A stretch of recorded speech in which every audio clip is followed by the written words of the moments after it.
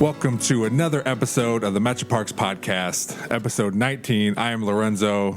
Matt is here with me as always. Matt, how you doing? Good. Lucky number 19. Yes. Here we are. We are here. Volunteer Month. National Volunteer Month. There you go. There we go. Yeah. So a lot to talk about. We've got our a couple of volunteer leaders, managers here to talk about all the things that are going on this month or to close out the month, and a chance for us to say thanks. Although we're putting them to work as we do on an everyday basis. Good chance for us to say thanks and tell that great story. So I'm excited to have them on. Yeah, and I was emailing with them before the show, and there's so many different volunteer opportunities. It's incredible. That I had no idea. Besides, the VTP, which I'm sure we'll talk about, and some of the other garden keepers and that kind of stuff. But there are some ones that like breeding raptor monitor. Yes. Like you can it's like yeah. Well, they're not participating in the breeding. No, just monitor. The monitor part is the important that's part. Right. Yeah. But like there's so many opportunities that if you ever thought about volunteering at the Metroparks, there's something for you. Absolutely. That's well said. So it is everything as you described. Also, they plug in for paddling. You can be a docent at the Manor House. There's admin help that's available. One of the things about this is keeping the parks open 365 and also delivering the level of detail work that we do. We couldn't do it without this group. I mean, our staff is fabulous, but there's so much space to take care of. You don't become the best park district in the country without this level of help. So we've got a lot to be grateful for and a lot to be proud of. So I can't wait for these ladies to tell that story. Yeah, before we get to them, how have you been? It's the weather's getting better, and I know for me, my kids are getting more involved in stuff. How's your family been? You guys We're doing okay, yeah. So the sun has been out. We have that sort of cheater days here in Northwest Ohio in April. Yeah. So a couple 70-degree days, and it feels so good, right? Yeah. So we're still dealing with COVID, and people are getting vaccinated. So we've got a ways to go yet till we get out of our caves, but we're slowly making our way, and that feels really good. Yeah. How about you? We're doing good. Baseball season is starting up. Both my kids are playing, and I'm coaching one of the little teams, and it's fun. Like you said, the weather's getting better. It's just it breaks everything out. It kind of sometimes makes you forget that COVID is there because you're kind of doing normal stuff now, right? But obviously it's still there with masks and all that kind of stuff. But you're able to actually do these activities just safely. That's a great segue for what we're offering in the park. So we learned a lot based on what we had to do in 2020. So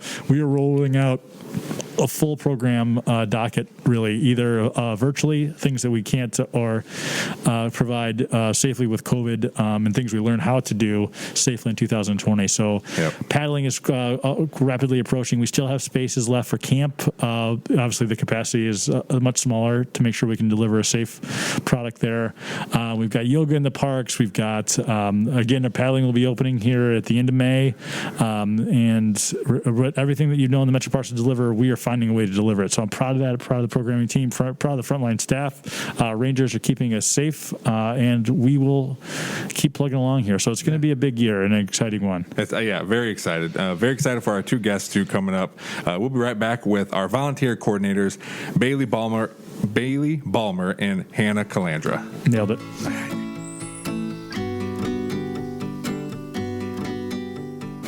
And we're back with our special guests this week, both our volunteer coordinators, Bailey Ballmer and Hannah Calandra. Thanks for joining us on the podcast this week. Hi. Thank you. Thanks for having us. That seems sincere. Yeah. All right. We are down one member of your team. So thank you both for coming. It is timely, right? Because it's Volunteer Appreciation Month. Mm-hmm. National Volunteer Month is April, yes. How about that? Did you know that, Zoe? Yes, I did. Why? Okay. So there's a lot of stuff to talk about, both inside the Metropark family and a long history of volunteering. The two of you are relatively new to your roles, which is exciting in any number of ways. But I do want to talk a little bit how you guys both got here. So, Hannah, I know that you are an outdoors person, right?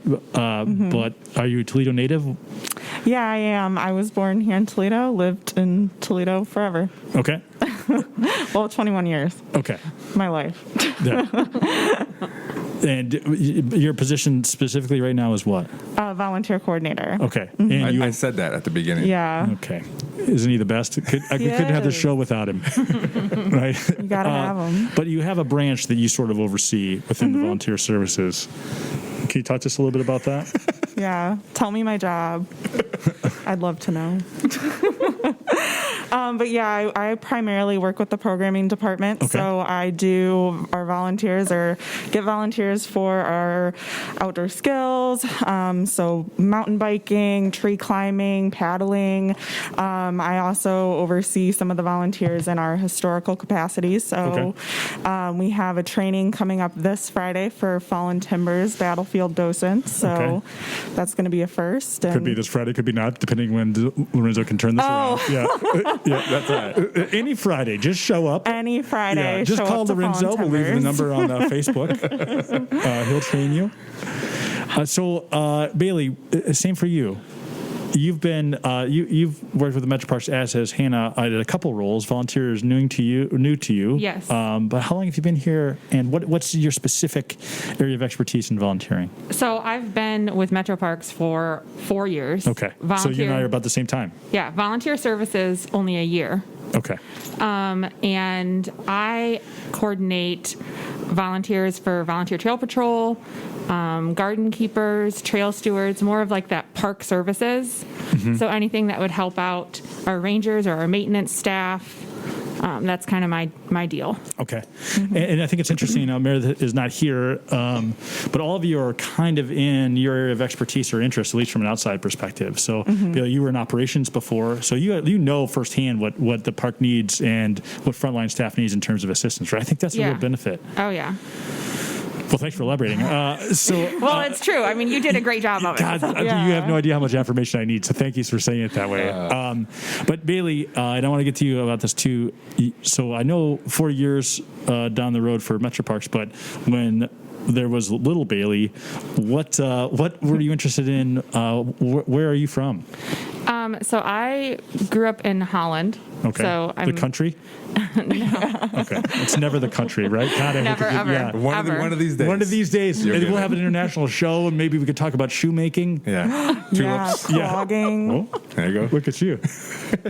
Yeah. So you feel free to talk right into that microphone.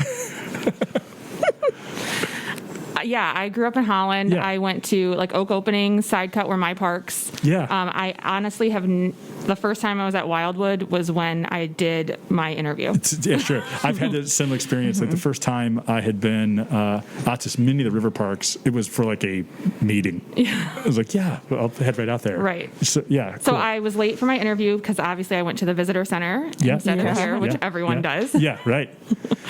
So, but first job ever. What did you do? I was a hostess, the hostess with the mostest. All right, where at? The Ground Round over on Dussel.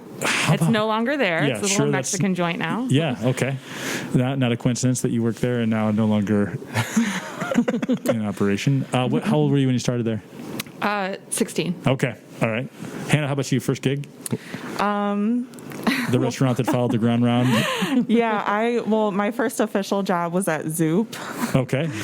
So both of you have always been sort of outward facing, though. You've worked with the public your whole lives? Oh, yeah. Yeah. Mm-hmm. Yeah, cool. Zoop, the favorite item on the menu there?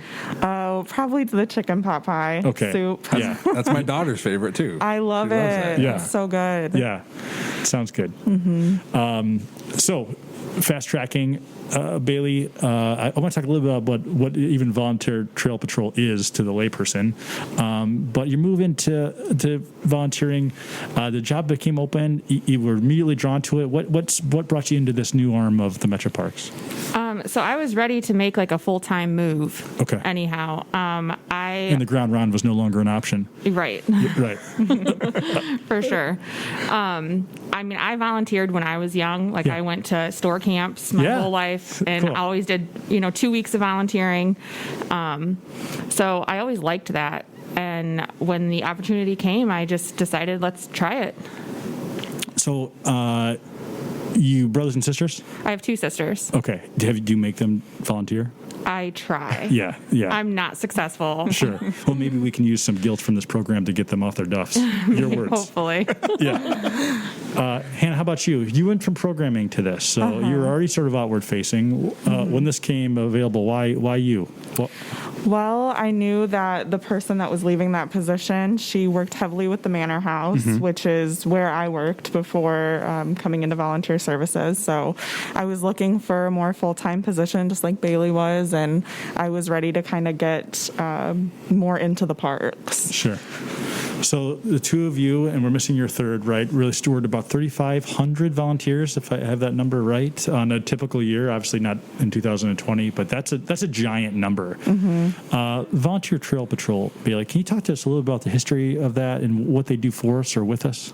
So Volunteer Trail Patrol is 15 years old. Okay.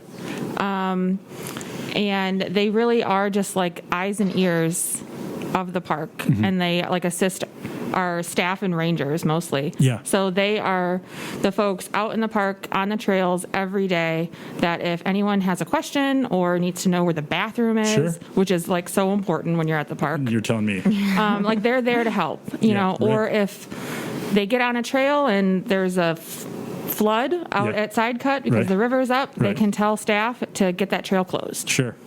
So, and who are these people? How do I identify them? Oh, you can see them from like a mile away. Tell me about that. They wear a bright yellow shirt, so which the is actually retina burning yellow. Right, it's not called yellow. It's safety green. Yeah, well, it's called safety green. Yes, So it is not yellow. We are learning. How about that? Yeah, despite all of your efforts to not do so. Yeah. So when you go and like have to order the shirts and you find like neon yellow, it's not the same color. Okay. Good to know. Also, Holland big on tulips. Oh, yeah. Okay. That was those. That was like 4 minutes ago. Yeah. Well, I've been trying to think of a way to make fun of you, and it just came to me. Okay. So I didn't have those 4 minutes back. Okay. So 15 years old. This was something that I was not familiar with as a pretty regular park goer. So they travel in pairs. They are assigned in pairs. They come in pairs. Who are these people? Can you give me an idea of how I would sign up? They are just magical people. Agreed. Yeah. No, I think that's true. Yeah.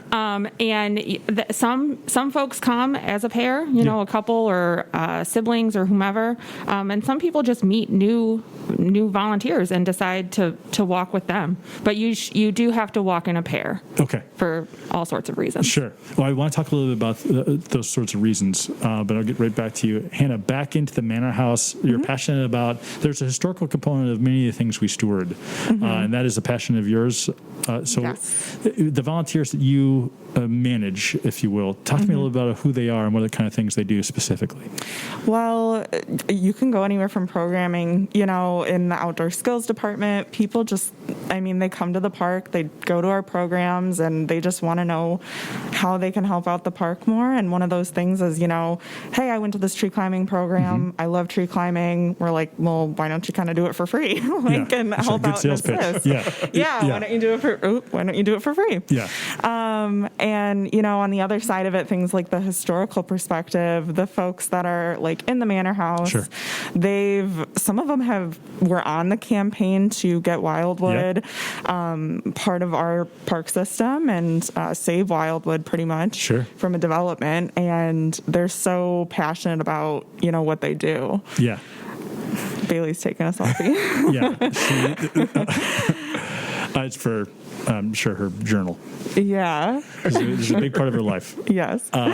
So from back to Volunteer Trail Patrol, and both of these roles, as well as Meredith's, which I want someone to speak for authoritatively, take training. But VTP, they are, your words, the eyes and ears, they support the rangers. They're out alone, although in a pair. They're alone together. What kind of things do they need to know, and why?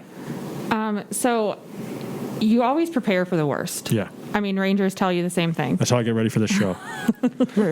Thank you. Yeah.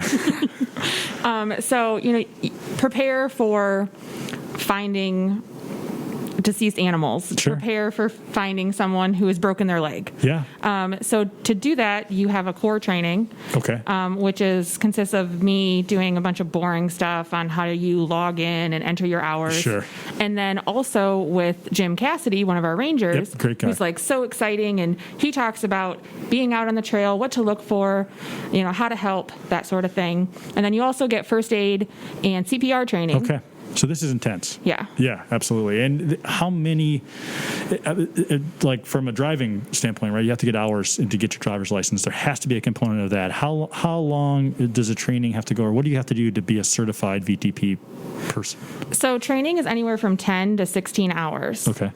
You also get like individual park training or park highlights with our programming department. Okay. So you really get a little bit of everything. Yeah. As a VTP. Sure. And you can do that for as many parks as you want. Okay. So that's where like the difference in training hours comes. Okay. But then you have to devote 50 hours a year to be in the program. Okay. And we get about 50,000 hours of volunteer hours annually, is my understanding, which is an incredible figure. So thank you both, and Meredith as well, and Trish, your leader, and the many people who listen to this, all 35 of them that are volunteers. Thank you for that. But you get to pick your park. Out of curiosity, you just mentioned that as a kid you had 2 parks. The other ones were pretty foreign to you. How do you get assigned a park, or how do you get? And Wildwood was my park. I grew up playing here, so if I was a VTP person, I would pick Wildwood potentially is the one I know. But how does that work? That's exactly how it happens. I mean, it's really some volunteers come in and say, what park needs more? Right. But most of the time it's just where everyone's comfortable, where you live, what park you like to go to.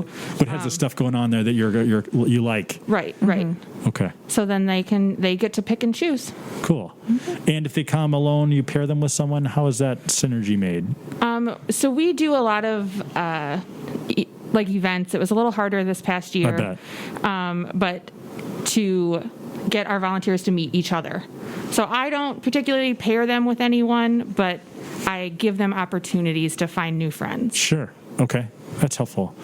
So Hannah, a little more about outdoor skills. First of all, I don't know if that's common vernacular. So can you explain a little bit what an outdoor skill is, and if somebody wanted to do kayaking, right, which I assume is an outdoor skill, how would they get into it, and what does that look like from a training capacity? So outdoor skills can be anything from, like I said, tree climbing, mountain biking. We even have geocaching, which is finding, different little, I don't even know, I want to call them treats, but they're not treats. Sure. It's like a scavenger hunt. Yeah. And so all those sorts of skills, and if one wanted to become involved in something like paddle sports, a lot of people, like I said, come to a program and they're like, how can I get involved? Sure. And so I work with somebody like Amanda Demolsky. Yeah, total nightmare. No. Which, fun fact, I think she's a geologist. Yeah. Or she studied geology. Yeah, boy, is that a fun fact. It is a fun fact.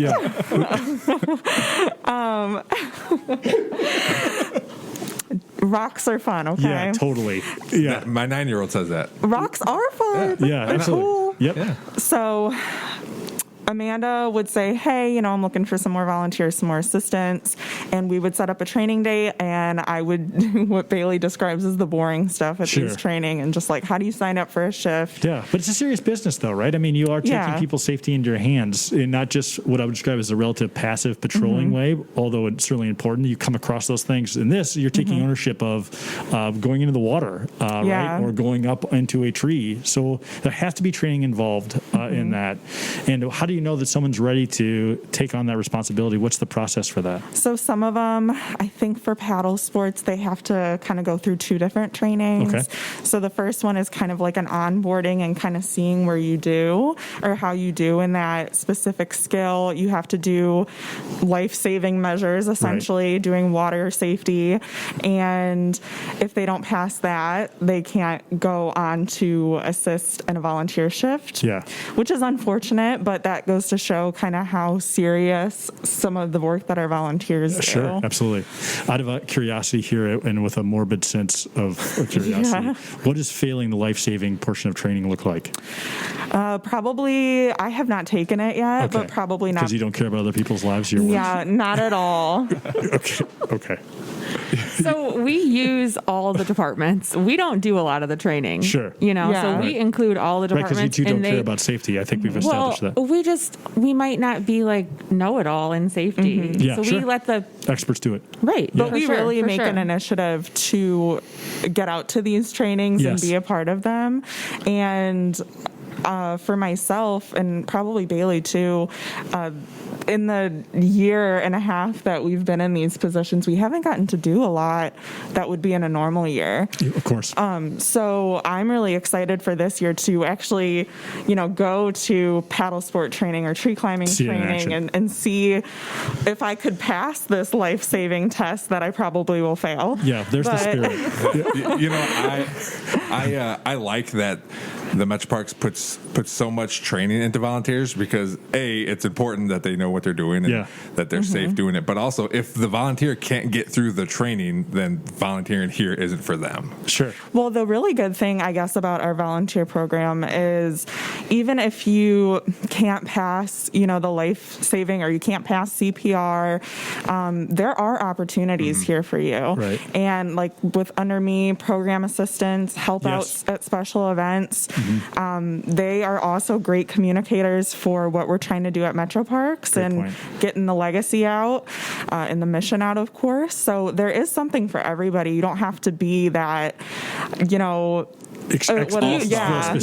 You don't have to climb a tree to be a volunteer. Which Metroparks volunteers don't have to be good at anything. Is that what I'm hearing? Yes. That's the sales pitch. We will find something for you. Again, they're magical. They truly are. I mean, 50,000 hours, and I mean all of our 19 parks have at least 2 volunteer trail patrol in them right now, and they are our eyes and ears. So our trail audits, we are not the best park district in the country without them, and that is absolutely the truth. I know that it might not be right in your wheelhouses, but Meredith is not here, unfortunately, and she came to volunteer services from natural resources. So she's plugged into that space, and it's something she's really passionate about. Can you talk to me a little bit about how people plug in there, what that role looks like, at least to the degree that you can? Yeah, I would say Meredith, I think the really good thing about our team is we all kind of were like, we fit into what, like you said, what we came from before, and we all work so well together. Right. Although she couldn't be bothered to come. Yeah, no, we actually just saw her. She's actually doing one of those life-saving trainings right now. You're lying through your teeth. You just want to make She's not. She's at CPR training. We actually don't have another microphone for her as well. So we're teasing. We wish she was here. She's great. Yeah, so we wish Meredith was here. I do. So do Lorenzo and I. So she is coming from natural resources. Passionate about it. Very, very passionate about it. And she primarily works with our stewardship volunteers, so our tree planting volunteers, anything that has to do with natural resources. Sure. Bat monitoring, butterfly monitoring, plant monitoring. There's so many monitorings. But she coordinates it all with natural resources. Yeah, and we couldn't be prouder of that work, right? I mean, they're truly making our water drinkable, and they're planting trees by the tens of thousands annually. So that is great work, and nothing is more mission specific than conservation. But the two of you plug in to get bodies to that work, right, and help support that space. So that's exciting. I've got a question for both of you, and it might not be the same answer, but what makes a volunteer? If I ask you to describe a perfect volunteer to you, what's the makeup of that person? What are their interests? What's their attitude? A positive attitude for sure. And just honestly the want to help someone. Yeah. Our volunteers, some are here to help themselves, to make themselves feel good, but mostly, they're here to help the community as a whole. So to have that passion. Yeah. I would say selfless. Is that what the term? Selfless? It is now. Are you asking us to help with your own answer? Yeah, sure. Whatever. Yeah. I thought I was doing something. Making up a word. Are we all? They really some of them, they don't want they're aware that how much they put into us getting these awards, sure. But they don't want like the recognition. And of course we recognize them, but they're doing it because they want to, right. Not because they want to get accolades or T-shirts. I mean, some people do because I take our T-shirts all the time, but they don't want the T-shirts. They don't want the gold medal. They're just doing it because they want to and they care about Toledo and what we're doing. That's not dissimilar to the two of you, right? You could work anywhere, probably. Well, maybe not. Maybe not ground. Yeah. Well, right. Ever since the FBI sting. Oh my God. That probably had nothing to do with Bailey. But I assume the two of you, that's true, right? I mean, you plug in to be part of something greater than yourselves. There's the passion. Thanks, guys. Yeah. Good gravy. But it is a similar thing. Although you steward people that are selfless and you are paid for this, there's any number of other things you could do. But you are part of something much larger. Yeah. We usually say, I mean, we've said it in the past. Like, other than 30 seconds ago when you said nothing? Yeah. Okay. When I said nothing, because I'm not passionate about anything. That we would volunteer if it wasn't like we couldn't. You know, I just volunteered with my kids, and I was like, "Oh yeah, you did." But now you're deadbeat sisters. No, they couldn't. They couldn't. Yeah, we should call them live right now. I'm not allowed to volunteer, so I had to clock in. Yes. You know, right? Sure. Well, we want to take advantage of it. We do have many people who used to work for the Metroparks volunteer. Sometimes take a year off to get away from us, which I totally get. Yes. But people plug back in. I think that's a remarkable testament to the work we do, that they want to give back. Right, even after 20 years, 10 years, 15, 30 years, they are right back out on the trail because they see that as the important part of the culture here. So, if you guys, like you said, you would volunteer, what would you do? Like Great question. All these volunteer opportunities we have, what would you do? So, if I had more knowledge, I would be a docent. Okay. Really? Yeah. Especially, I just think it's cool. It's cool to be in the house. Like I said, the first time I was even in this house was my interview. So then... It's just scary when you've never been here before. Oh, I don't think it's scary. It's exciting. I was scared, I guess. So if I had, all that history knowledge, I would totally be a docent. Okay. I'll get you trained. Yeah. What about you, Hannah? That's a great question. Yeah, I mean, I would be a docent. So before I was in volunteer services, like I said, I worked in the Manor House, and I got paid basically to be a docent. Sure. So I gave tours here at the Manor House, and but I would really love to be out at Fallen Timbers, do anything like at the mill. Sure. I'm just a huge history person. And Bailey, you are as well. I didn't know that. So history, you're interested in it? I'm interested in it. Do I know a lot about it? Sure. No, but I'm interested. Well, that's how you learn. That's cool. That's a great question. So Bailey, you mentioned what was your park before when you're growing up. Do you two have a favorite spot in the park system now? It could be the same, obviously, but if it's changed, do you have a place that you go to, or that's like your area, your spot, if you will? We go to the river. Yeah. I hear you. So, I mean, we're always at Side Cut. Okay. The most. We live close to there. The whole fam comes? Yeah. Tell me how many kids? I have 2 boys. Okay. Yeah. So we climb the rocks. Practicing water safety and life saving probably every weekend? Oh, yes. Yeah. Oh, yes. Yeah. But throwing rocks in the river, climbing all over stuff, walking across when it's low, that's our go-to. Awesome. And you've done that for, how old are the boys? My boys are 6 and 3. Okay. How about that? So you have your hands full. Yes. Yeah. Yes. Hannah, what about you? Where's your place? I would advise avoiding Side Cut on the weekends. Yeah. Well, I think I go all over. You know, I primarily go to Wildwood just because it's so central to everything. Matt, you can tell me if this is depressing, which I'm sure you will say yes. Oh my God. So I go, I get my little lunch and I just sit by myself in the car at the park. Yeah. At any park, like Secor. Yeah. Secor, Wildwood. Yeah. I take my dog to so the park. Yeah. All over the place. What, out of curiosity, what is in a Hannah packed lunch? Oh, other than sorrow and solitude. Yeah. It's even more depressing. Oh, thank God. Our listeners will be thrilled. Yeah. Please tell us more. Yeah. Well, I listen to Tori Amos and get my windows heavily tinted. And I mostly weep. Yeah, I mostly I listen to a lot of true crime podcasts. Yeah, so sure. I sit in my car and I hear people. Yeah, well, we have a podcast. Yeah, I know. I listen to it at work. Yeah, okay. Wow. Yeah. Hey, on the clock. So she's getting paid to listen to it. Yeah. I'm not doing it for free. Yeah. Well, because you're so busy eating lunch with your dog in your car in an abandoned parking lot. So it's hard to get onto that. I am. Hard to get onto that dance card. In my packed lunch, I've been getting a lot of chicken bacon ranch wraps. Yeah. and kale salad. Yeah. Okay. So, really fun food. Yeah, sure. Sounds like a fun time all the way around. But you also ride, right? Ride my bike, yep. Okay. Mm-hmm. So how weekly, daily? I try to get out as much as I can. Sure. I would say weekly on a good week.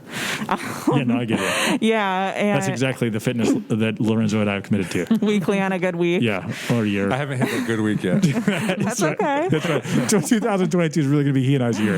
Yeah. Yeah. Yeah. I try to get out weekly. Pretty much I like to use the University Parks Trail the most. Yeah.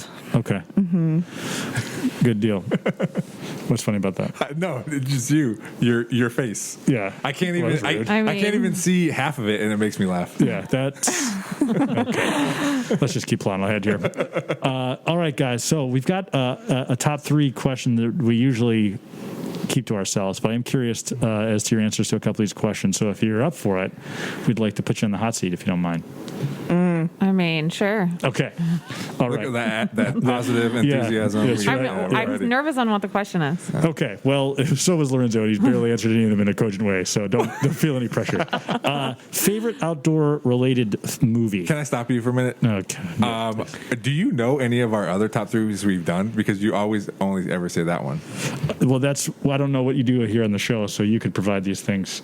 No, I'm just wondering. We've done this is our 19th episode, and lucky number 19. You only ever say that one. Do you know other ones? I don't remember a lot of the other ones. Okay. Yeah. So, but feel free to provide any of those. Okay. Like you could do something. Well, right, I do. That's why I have this handy dandy notebook. I would love to know what's in that notebook. Yeah. It's like the notebooks they found in that guy's apartment in the movie 7. Oh my god. Which is not outdoor related. But maybe you could watch that while you're crying in your car alone on your lunches. Favorite outdoor related movie? Harry and the Hendersons. Nailed it. I love that. John Lithgow, great movie. Have you seen that, Lorenzo? Yes, I have, but I was I don't remember it. I was younger when I saw it. Okay, just a simple yes would have been fine, I think. Well, this is a yes-anding show. Yeah. Okay. All right. Yeah, that's very comforting. Hannah, outdoor-related film. Oh, boy. Okay. I don't want to say what I said. Can I say it anyway? Can I say Brokeback Mountain? Yeah, of course. Or is that inappropriate? No, it's a movie. Of course it's appropriate. I would say Brokeback Mountain. Okay, that's good. All right. So next question. Favorite outdoor picnic item? What do you always have when you're out eating outside of your car with your dog by yourself? Mm-hmm. And what you just told us for your lunch was that we're going to need a picnic item, either from your upbringing or now. What is cannot leave the house without packing? I'm thinking about now. Yeah, sure. Fruit snacks. For the kiddos? Yeah. Like we always have fruit snacks. Drenched in Benadryl so they'll snap. Yeah. I like the fruit snacks that have the audacity to be shaped like the fruit they're pretending to be. Oh, yeah. So good. Scooby-Doo. I have been on the kick of buying the seasonal fruit snacks. So we just bought Easter fruit snacks and then I'll buy Christmas ones. There you go. I try to be festive. There you go. All right. So fruit snacks are a staple for the outdoor for picnicking. Hannah? Coleslaw. Coleslaw. That's a good one. Yeah. You guys like coleslaw? Mayonnaise or vinegar? I say mayonnaise. Yeah, I'm with you. Yeah. Same here. Mm-hmm. Yeah, I'm kind of a health nut, so mayonnaise for me. Some people hate coleslaw. Yeah, well, some people are morons. Yeah. I know. So the show's for everybody. Yes. Yeah. All right. Can you give them a... I have one. She should have hundreds. Okay. Yeah, go ahead. Hundreds? Yeah. Okay. Well, we've done 19 Just episodes. keep them coming. What's your favorite way to relax? Good question. Look at that stuff. We're not relaxed. That's the problem. I like to go for a walk. I mean, I go for a walk. That was the first thing that popped into my head, too. That's a great answer. I listen to podcasts that aren't this one, and I go for a walk. Yeah. Walk is good. Putting your kids to bed? No. After that. Right. Yeah. The actual action of putting my children to bed is not relaxing. Yeah. Putting them to bed and then the 15 minutes that you're awake after that. Yeah. Mom. So a walk in the park, trite but true, was our staple as well. And as the older I get, that's the only thing I can really do. So, so it checks a lot of boxes. Okay, so one last question from our bank of many top threes. Oh, you're looking at me? Yeah, what's the last one? Let's do your favorite spring activity. You're just coming out of winter. You're ready to be outside. What's your favorite spring activity? What means spring to you? What's the sign that spring is here? I love like fires. You sure? Yeah. I'm not a pyromaniac, but okay. I like the fire. A bonfire. A bonfire. Yeah. Bonfire and s'mores. Sure. I probably favorite spring activity. Planting my garden. Yeah. Planting a garden. Yeah. I'll tell you, you said something, though, and I think that you alluded to it as well. I can stare at a bonfire for a long period of time. And the same with water. So you mentioned that your river parks are where you go. I can sit idly by a body of water for a very long amount of time. It's one of the only places that gives me the ability to sit still. So both those things, I think, are certainly earnest and good answers to those questions. Did you ever throw in one of those packets of whatever into a fire and it makes rainbow colors? I've seen those. Yeah, my kids like those. We do it, but you're not supposed to then put your s'mores in the fire. No. So we have to wait till the end. Yeah. So. It just shows the level of toxicity that you're consuming. Anything that would poison a s'more is something that you should take pause into maybe putting around to you and your family. All right, guys. It's great to have you. I do want to talk a little bit as we wrap up here. It is National Volunteer Appreciation Month. We're halfway through the month, if not a little bit more. But what all are we celebrating here? If you can give me a quick wrap up, and what is yet to come the rest of this month in terms of thank you. So we have volunteering every day this month. So we have a volunteer program or a group or a training happening all month long. So we're really just getting all those hours in. At the end of the month, we are having a VTP day. All right. So VTP get to hang out with staff members while volunteering, which is exciting. So who the staff members that are doing this? Give me a rundown of who's participating. You. Yeah. Yeah. Okay. Matt signed up. Yes. It'll be a zero turnout day. From all areas of the staff, I've got a couple rangers on, awesome. Some programming staff, some operations staff, and it's really just a great time to get to know each other more personally. We're not working, we're not volunteering, we're just hanging out. It's a community. Yeah. Yep. Hannah, how about you? And also, what holes do we need to fill, or where are we looking for more volunteers? Oh my gosh, I've got a lot of trainings this month, I gotta say. I have I'm out with a few volunteer groups as well, but for me, I'm really helping out with trainings for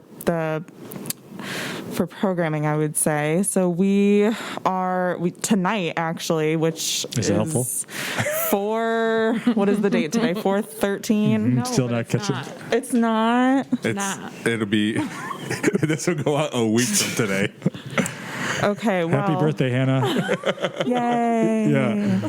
Okay, so. The ground round is still closed. No, I want to keep us all level set. Oh, okay. Yeah. Okay. So I've got, here at the Manor House, I've got 2 different Manor House docent trainings. Okay. We've got Fallen Timbers Battlefield docent training. Okay. We've got the Shipman Garden Ambassador training and TBG, so Toledo Botanical Garden Ambassador training as awesome. well. All right. Bailey, where all are we looking for help? You're opening up new parks, so talk to me a little bit about that space. We've got a need with the new communities, new places. We want to make new connections. Where do we need them? Yeah, definitely those new parks. So Glass City, we'll need more volunteer trail patrol, and like there's always like that litter cleanup and just general park maintenance of fixing benches and keeping trails clean. Same with Manhattan Marsh, could use some trail stewards for sure. And then we actually just took more ownership over at Blue Creek of Nona, France. So we need trail stewards and VTP over there. Awesome. So VTP is a yearly commitment. So there is a interview process in February, and then we go straight into training for the season to start in May. Okay. All right. So 3,500 volunteers, 50,000 hours annually. That's a tremendous accomplishment. So thanks to Trish Houseknecht, your leader, and all of you, Meredith here in spirit. Thanks, guys. Thanks on behalf of a grateful Park District. That's all I got, Zoe. All right. All right. Thanks, both of you, for being on this episode of the Metroparks Podcast. We'll be right back with our top 3. And we are back. All right. So great information, great storytelling. Nice to know a little bit more about those two young women who work for the Metroparks. 50,000 hours, 3,500 volunteers. That is a staggering collection of statistics. As you mentioned up at the beginning of the show, there is just a litany of things for people to plug in at, and we are in the heart of National Volunteer Month. Yep. So something available every day, and ultimately, we just want to say thanks. Definitely. It was to hear them talk about the amount, like you said, the amount of volunteers and all the time and effort that the volunteers have to put in to be here. Right. It makes you, when you see those volunteers out there, that they really love to be here. Yeah, and it just a reminder, as we discussed, as we record today, there are teams of 2 out in every one of our parks. Yes. Just making sure, that people are having the experience that they want or information that they need, but also holding us accountable to the standards that Lucas County deserves based on the level of support they've provided us. So that is something I'm super proud of as we continue to build more things and open more access to green space. It is great to have our fellow Lucas County residents enter into making that connection with us. So super fun. A great conversation. It was nice to know how we got them to where they are. I think it's interesting that all 3 of them are now managing volunteer in their own area of expertise. So, Hannah, it was with programming and is an outdoor cyclist and things of that variety. So that's her special space. Bailey's from operations, and she's plugged in from VTP and also helping, our leadership deliver on, no maintenance and operations, something that you're passionate about and are a leader in. And Meredith, who couldn't join us, is in the natural resources space. She lives and breathes that, both literally and metaphorically. And it's just nice to have somebody that is so passionate about those specific things doing it what it is they love. So great. Lucky for us, we have them. Yeah. When you put someone in a role where they're excited to be, it just makes everybody in that capacity, in that space, just so much better. Absolutely. Yeah. Okay. A slight turn here, which is becoming our least favorite segment of the show, at least based on the survey. And I know who you are. Can I see? I'm requested to see these surveys. Sure. I haven't seen one. Yeah. Well, there's a reason for that. I don't want you to hurt your feelings. People are not real supportive of your performance. Actually, I don't want you to replace me. Okay. So, all right, we are doing summer blockbuster franchises. There's a little escape from the outdoor component of it, admittedly, but we're still in COVID, so movies are a big deal to us, and a big deal still of what people are doing to fill their time. And I thought it'd be a good idea to ask you your top 3 summer movie blockbuster franchises. Your number 3 is what? My number 3, it stayed. It was with me when I was a kid. Every movie has come out, and now I get to watch it with my kids. Is Toy Story. Toy Story. The movies are great. When we went to Disney World, we got to go to the Toy Story area of Epcot and Hollywood Studios, and that was awesome. Yeah. And like I said, it's one of those things where I liked it as a child. Sure. and now I get to see my kids enjoy it as well. And they infuse some energy into it. Yeah, totally. Yeah. So I saw somewhere that the fourth one was ranked the best one, which is unusual. Yeah, usually they get worse. Yeah, absolutely. As do the ones I have listed here. Okay, for sure. But they were all good. My Lucy loves them as well. So that's a great number 3. Yeah. What do you got for number 3? Similar movie, or at least a similar style of movie, Equalizer. Denzel Washington. Okay, yes. Yeah. It was made or a derivative of a TV show when I was a kid. Okay. Played by an old man. It's my memory of it. And now played by Queen Latifah on the television show. Oh, yes. Okay. We've got 2 Equalizers. That is, I look forward to those coming out. It is admittedly just mindless entertainment, but I like the Equalizer. Anything Denzel Washington does, I think, is cool. Yeah. So I check those out whenever. Well, it's one of those things too where some of those like it's not going to be good. Not going to be good. But you invested time into it, and I've got the time. Or it makes you like it.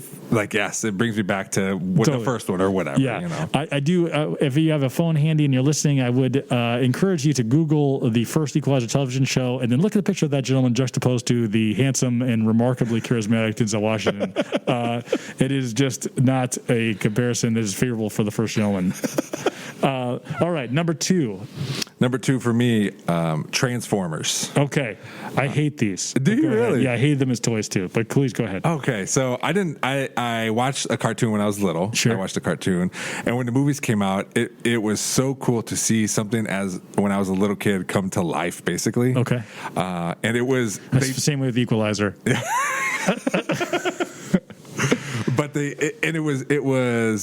and to me, usually when that happens, when you remember it differently when you're a kid. Yes. But to me, it was like, this is perfect. Yeah. Like everything. And I'm not one to like, oh, the plot isn't good, or I just enjoyed that. This is Transformers, and this is what I wanted. You're not real cerebral. You're worse. Okay.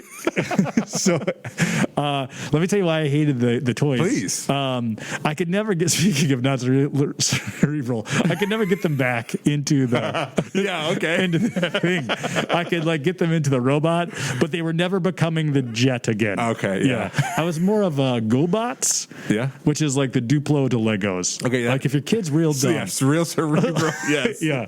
Oh, making sense. If everything is a choking hazard to you because you're dumb, that is that's sort of the Duplo effect. And I just the Transformers, even the name was contradictory to me because I couldn't get it to actually transform back. Yeah.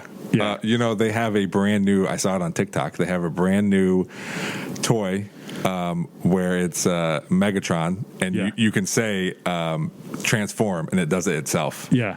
And then you say roll out, and then it goes back into a truck. Yeah, I got to tell you what, we rarely talk like this on this show, but a sign that the apocalypse is upon us is kids are no longer having to use their hands to transform their own toys. We are really going south and in a hurry here. Yeah. Well, yeah. I mean, it's cool, though. Yeah. All right. Okay. What do you got for number 2? My number 2, and this is a tried and true approach to the ascending value of these movies, or descending, I should say. Back to the Future. Mm-hmm. Those were never heard of it. Yeah, all with Denzel Washington and an old British guy. Okay, he just beats up this old British guy for 2 straight hours. It's unbelievable.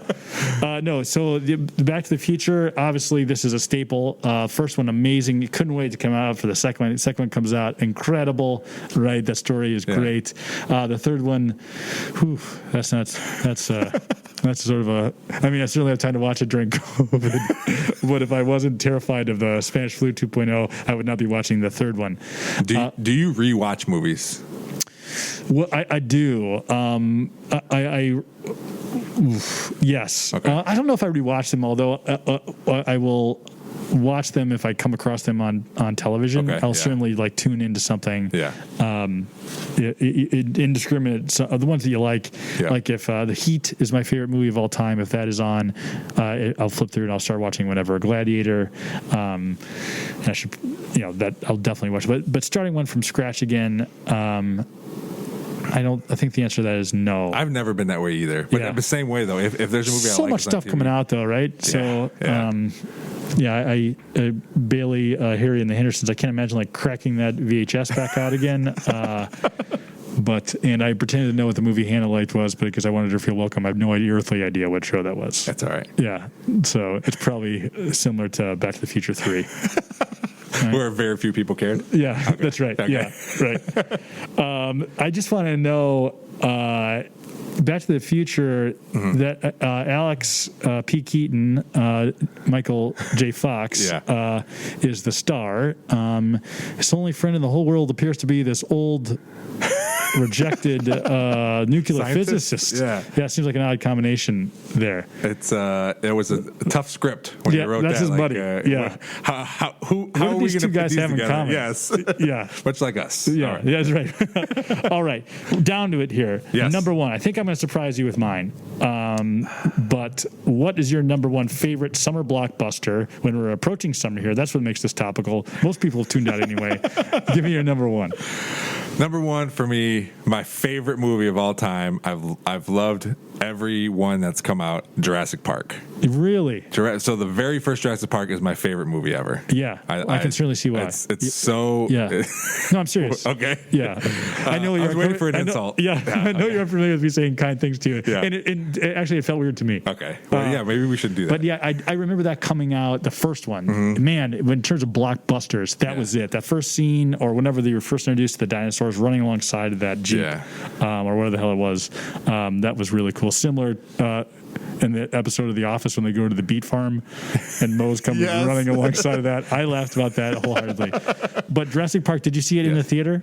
Or I feel like you're a little too young to. I did not see it in the theater. Yeah. I read the book even later. Get out of town. After when I was younger, after I saw the movie, I read the book, and that was good. I was listening to another podcast today, and they were talking about when the first Jurassic Park came out, how it changed people's minds about dinosaurs, because way back in the day, it was dinosaurs, they were considered like dumb and stupid and everything, and then these other people came around and changed that, and then Jurassic Park put it on the screen on these, how they moved, how they were shown, and their muscles and all this stuff. And it was like, I guess it was important to the paleontologists out there that this is the better way to life, better way to portray. Interesting. What podcast, out of curiosity? That was 99% Invisible. Okay, I believe. Yeah. Right. Yeah. How about that? It was pretty cool. Yeah. Your kid's into dinosaurs? So my son, he loves dinosaurs. He had a Dinopedia, this book that we bought him, and he would look through it, and he was probably like 4, and loved every page, would read them and everything. And he actually, I forget what dinosaur it was, but he looked at me and goes, "Dad, this dinosaur says it has 4 fingers, but in the picture it only has 3. And then I tweeted at the company that made this book, and they tweeted back and said, "Your son is very bright. It does only have 3 in the picture because the 4th one is like embedded in its palm." Yeah, but he was like 4, and he picked up on this little Dinopedia thing. Yeah, but he likes them too, and we were bummed. I tell your kid to start crying for the prom now. That is going to be a solo trip. That's all right. Yeah, totally. It would have taken me 5,000 years staring directly at that picture to identify that. I just want you to know that. He's had that. I mean, he looked at that book so much when he was younger. But still, that attention to detail is something I'd be proud of. Yeah. Too. Oh, yeah. It was cool. And then for them to respond and for whatever a 4-year-old satisfaction he got out of that. Yeah, for sure. But he liked it. Yeah. Where does he get that eye for detail from? You or? Probably my wife. Yeah, sure. Yeah. Well, I mean, we're pretty detail oriented on our specific things. Yeah. So maybe a little bit of both. But yeah, he when he's into something, like he's into it. Yeah. All right, my man. All the details. Yeah. Sure. Yeah. Similar to your daughter in her box. In her big cardboard box. Yeah. Sure. She's still using that. I think am I accurate in this? I saw that one of the more recent Jurassic Parks with Christopher Pratt. Yeah. Are those good? I hated it. You didn't like it? I didn't. I like all of them. Okay. Maybe I didn't give it a good shot. I think it's I don't know. I think it's just the fascination with the dinosaur part of it, because I know every time a movie comes out, there's new dinosaurs. I'll tell you one thing I didn't like about that. It appears to be a 6 finger on Pratt's right hand. check it out. I don't know. We'll tweet at him. Yeah, my man. Yeah.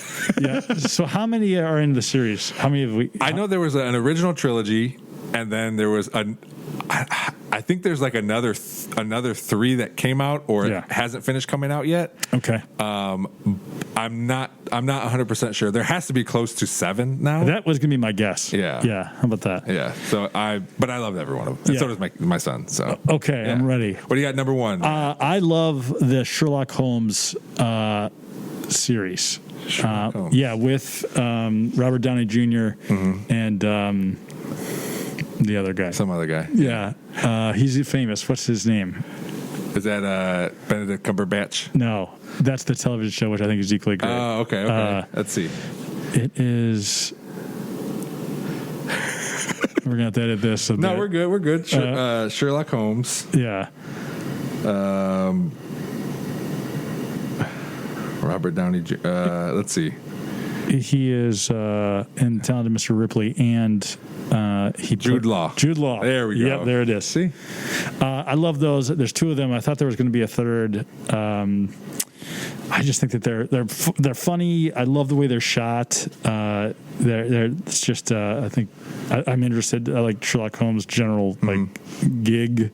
I love the show that you made mention of too. But I think those are great. I don't know if they're ever doing them again. Maybe they don't have to because Robert Downey Jr. is now head of a giant franchise. Yeah. Right. Well, he's done with that now. So allegedly, spoiler alert. I guess. Okay.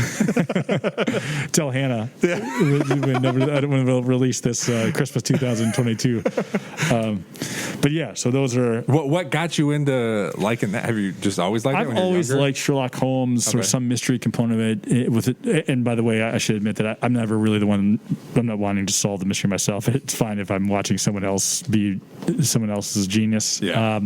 Just along for the ride. I like the relationship between Holmes and Watson, that playful banter back and forth. Yeah. It was always interesting to me. Being, how they tee up Sherlock Holmes' incredible intellect and his attention to detail, and he puts these things together. That's just always good. Yeah. Yeah. So those movies are great. They're like I said, they're funny. The 2 of them's relationship is great. There's the static portion of the Sherlock Holmes Dr. Watson story. The bad guys are appropriately bad. Yeah. Right. Yeah. So, but the TV show is awesome. I know your kids are young though, but do you hope to pass on some? I like these movies. Do you want to check them out?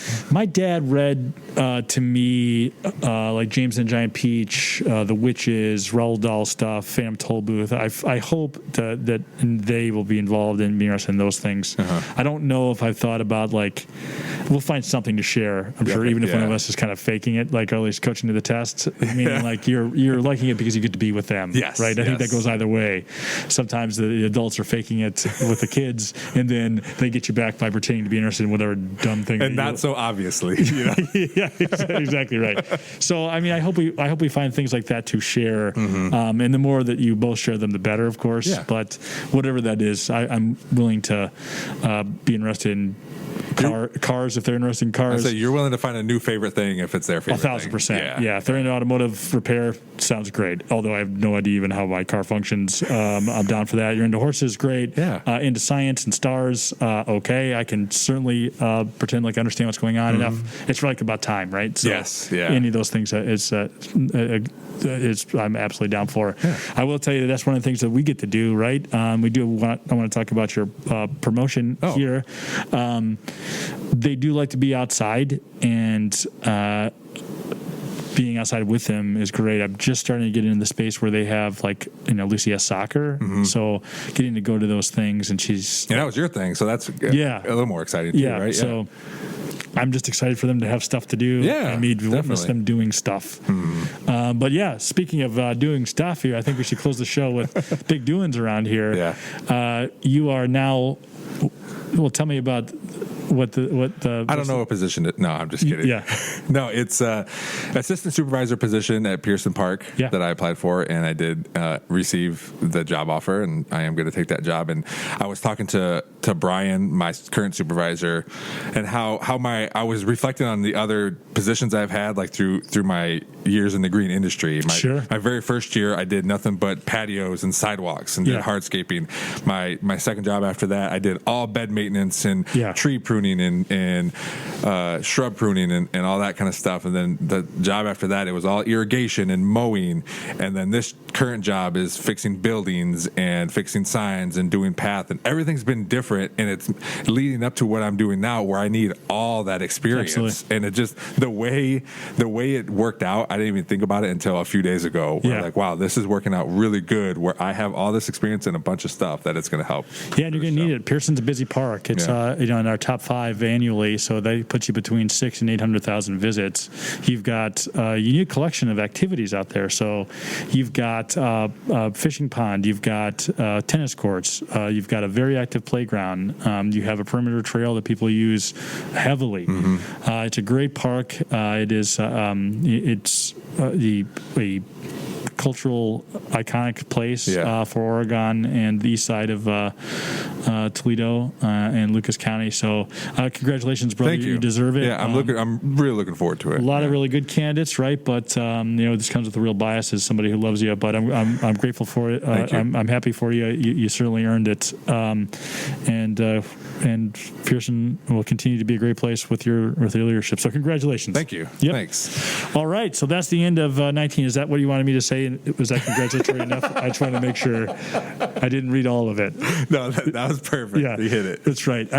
Two things we want to make sure we weren't heavy on: volunteer appreciation and also not be overly congratulatory to you. So I think we've got that in spades. Yes. Yeah. And we enlighten people about the equalizer. So it's a win-win-win. Yeah, everybody. There's something for everybody on every episode of this podcast. That's right. Yeah. And frequently something for no one. Yeah. So, all right, man. Have a great couple weeks. I can't wait to see you. Yep. If you want any information on this podcast, on volunteering, anything Metroparks, check out metroparkstoledo.com. This has been the Metroparks Podcast. Get outside yourself.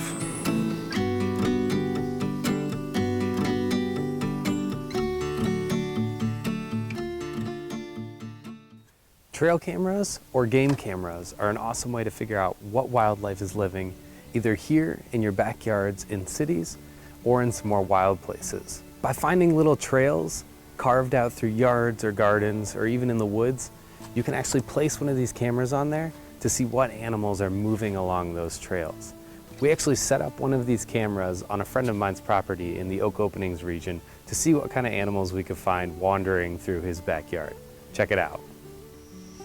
You may actually be surprised to realize how many animals are using the same trail or actually using your backyards to move through. Here in some of the footage that you see, we have everything from raccoons to turkeys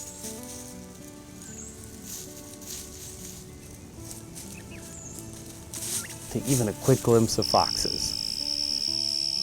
If trail cameras are something of interest to you, try putting one out on your property for a few days or even longer to see what animals are moving through your yard. And always be sure to ask for permission before placing it on another property. I hope you get to see some amazing wildlife on your trail cameras.